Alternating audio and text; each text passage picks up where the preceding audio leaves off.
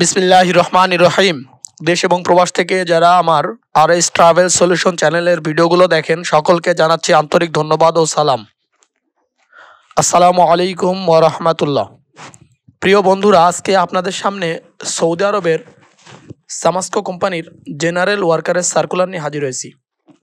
আপনারা যারা সামাস্কো কোম্পানিতে জেনারেল ওয়ার্কার হিসাবে যেতে চান এবং যারা আমাকে এর আগেও সামাস্কো কোম্পানির জন্য ফোন দিয়েছেন, তাদের জন্য আজকের সার্কুলারটি বানানো।